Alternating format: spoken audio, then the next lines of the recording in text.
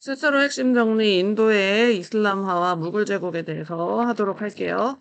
자, 첫 번째 이슬람 세력의 인도 진출에 대해서 나와 있는데요. 인도 세력이, 그러니까 인도에서 이슬람 세력이 들어오기 시작한 거는 일단 8세기부터라고 보면 됩니다. 8세기부터 이슬람 세력이 서북 쪽에서 침입을 해옵니다. 그래서 10세기 후반에 가즈니 왕조가 어디냐면요. 인도 반도가 이렇게 있으면 이쯤에 여기 있던 지역이 이제 가즈니거든요. 그래서 가즈니 왕조 때에 여기 이제 아프가니스탄에 있었던 여기 건국해서 아프가니스탄 지역에서 이제 펀투브 지방으로 들어온 이 왕조가 가즈니 왕조인데 여기 가즈니 왕조가 바로 대표적인 이슬람 왕조고요. 그 다음에 인도 내륙으로 확장된 고르 왕조. 그래서 가즈니, 고르도 이제 이쪽입니다. 고르 왕조. 그러면서 델리 술탄 시대가 그 아이바크라는 사람이 델리를 중심으로 아이고 델리를 중심으로 그 이슬람 왕조를 수립을 하거든요. 그래서 아이바크가 델리를 정복한 후에 이슬람 왕조를 수립합니다. 그래서 300년 동안 다섯 왕조가 교체되는데, 그래서 이것의 대표적인 상징물이 바로 쿠투브 미나르예요. 교과서에도 있어요. 쿠투브 미나르라고 하는 그 델리 술탄 왕조의 구루 왕조의 맘루크가 이제 노예거든요. 그래서 노예 출신인 아이바크가 델리를 정복하는 것을 기념하기 위해서 세운 게 바로 이 쿠투브 미나르인데요. 그래서 이 쿠투브 미나르의 특징은 힌두 양식과 이슬람 양식이 섞여 있다라는 게 특징입니다. 그래서 이 델리 술탄 왕조의 상징물이고요. 이 델리 술탄 시대의 종교 정책은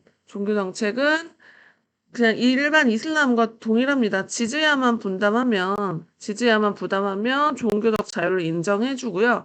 그리고 그 카스트제에 대한 불만이 많았던 인도인들이 평등하대? 알라 앞에 모든 이가 평등해? 그러면서 이제 이슬람 개종을 많이 하게 되면서 이슬람으로 이제 그 문화가 많이 퍼지게 되는데 여기의 특징은 이때에 지금 이 쿠투브 미나르로 대비되는 힌두 문화와 이제 이슬람 문화가 섞였다라는 그래서 델리 술탄 시대에 이 문화가 융합되기 위한 그러니까 융합되는 그런 현상이 나타납니다. 그래서 이 델리 술탄 시대에 남인도에서는 이제 촐라 왕조가 번영을 하거든요. 촐라 왕조는 그 동남아시아의 힌두를 전파한 왕조로 유명한 왕조고요. 그래서 동남아시아하고 서아시아하고 교역을 했기 때문에 그 문화 전파가 가능해졌다고 보시면 됩니다. 자, 그 다음에 이제 무굴 제국의 성립과 발전으로 넘어갈 건데요. 16세기 초에 바브루라는 사람이 북인도를 침입을 합니다. 이 바브루는 티무르의 후손으로 알려져 있거든요. 티무르의 후손인 바브르가 그 북인도를 침략을 해서 델리 술탄 왕조를 무너뜨리고 건국한 게 바로 무굴 제국인데요.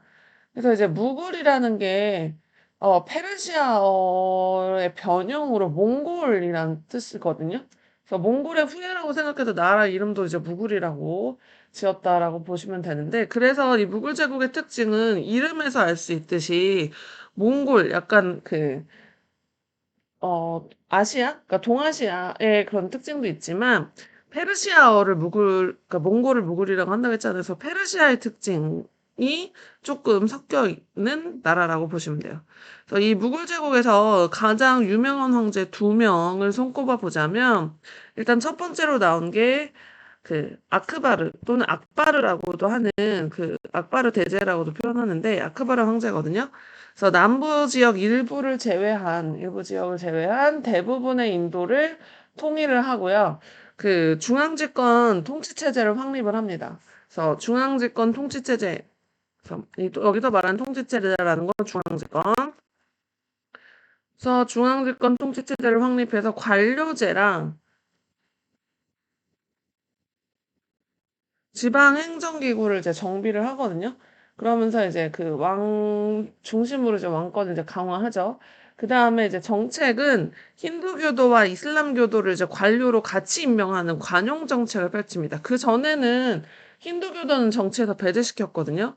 그런데 그거를 관료 둘 다 관료로 임명하고요. 지지아 폐지에서 힌두교도의 환영을 받고 그 스스로도 힌두교도 부인을 라지푸트 출신의 힌두교도 부인하고 결혼을 해서 비이슬람교도에 대한 차별을 이제 폐지를 합니다.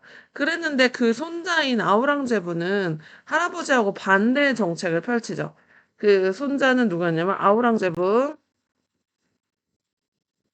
근데 아우랑제부가 왜 그런 정책을 펼치게 되냐면 영토 확장을 대대적으로 하거든요.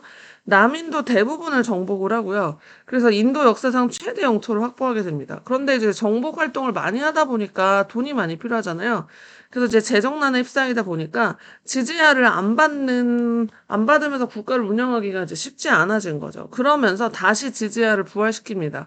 그리고 이슬람 제일주의를 주장을 하죠. 그래서 비이슬람인 사람들을 이제 정치에서 배제하는 관료로 임명하지 않게 되고요. 힌두교 사원 파괴 이것까지 했기 때문에 힌두교도들의 반발이 심해지고 특히 이제 아크바르 때에 이슬람이 그 이슬람이 이제 힌두교를 포용하는 그런 성격이 나타나면서 종교에서 이제 시크교도들이 이제 많이 성장을 하게 되는데 이 시크교도들이 펀자브 지방에서 이제 반란을 일으키게 되고요.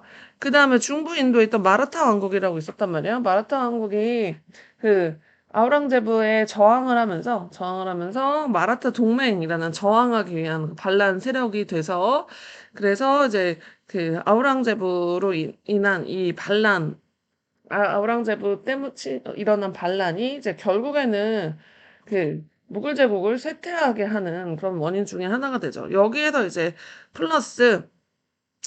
여기에서 플러스 지금 후계 분쟁이 있었다, 뭐 각 지방에 저항이 있었다 이렇게 되어 있는데 여기에 플러스 서양 세력, 프랑스, 영국이나 프랑스와 같은 서양 열강들이 침투하게 되거든요. 그래서 동인도 회사 세우고 그러면서 무굴 제국이 약해집니다. 그래서 무굴 제국이 그래서 결국에는 세- 영국의 식민지화되죠. 그건 이제 나중에 다시 뒷부분에서 얘기할 일이 있을 거예요. 자, 그 다음에 이제 힌두 이슬람 문화의 발전으로 넘어가 보시면 이슬람 세력의 진출로 이제 아랍의 전통에 플러스 아까 얘기했죠. 여기 무굴 제국이 무굴이 몽골 페르시아어라고 한다고 했잖아요. 그래서 페르시아 문화가 들어오고요. 그 다음에 튀르크인의 풍습도 같이 들어옵니다.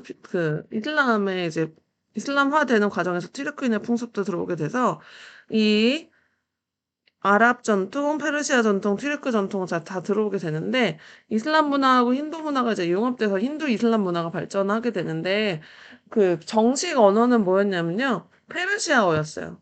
페르시아어. 그래서 페르시아어. 그래서 샤라는 용어도 써서 아우랑제ب 아버지가 샤 자한이었거든요. 페르시아어였잖아요. 기억나시죠? 왕이라는 뜻의. 그래서 페르시아어 사용을 공식으로 했고 일상생활에서는 페르시아어와 아랍어가 합쳐진 우르두어. 그래서 보기에는 아랍어처럼 보이지만 아랍어가 아닌. 그래서 아무튼 이 페르시아어 아랍어가 합쳐진 우르두어 널리 사용을 했고요. 널리 사용을 했고 여기 이제 지금 이 설명에 안 나와 있는데 여기에 플러스 페르시아어 아랍어 플러스 이제 힌두어까지도 이제 합쳐진 어라고 보시면 돼요. 다 짬뽕된 언어라고 이해하시면 되고요. 그 다음에 종교는 아까 힌두교와 이슬람교가 융합된 종교 얘기했었죠. 시크교가 등장을 합니다. 시크교라고 하는 그래서 우상숭배랑 카스트제에 반대하는 유일신 숭배를 주장하는 그런 시크교가 이제 두 종교 융합된 형태의 새로운 종교가 나타나고요. 이거는 아이고 누가 창시하냐면 나나크라는 사람이 나나크라는 사람이 창시하거든요. 그래서 나나크라는 사람이 창시해서 이게 이제 인도에서 어, 멀리 이제 퍼지게 되고 그다음 회화는 무굴 회화가 발달했어요. 페르시아 세미라가 인도 양식에 이제 수용이 돼서 발달하고요. 그 다음에 건축은 힌두 이슬람 문화의 대표 건축물은 바로 타지마할이죠. 타지마할은 건축 양식은 이슬람 건축 양식이고요. 그 문양엔 연꽃 무늬 모양이라든지 인도의 전통 문양이 들어가 있어서 양식과 이제 문양이 합쳐져 있는 타지마할. 그래서 여기에 무굴 제국의 경제 문화, 이제 문화에 대해서 주로 얘기를 했습니다. 그래서 여기까지가 이제 무굴 제국에 대해서 정리를 해봤습니다.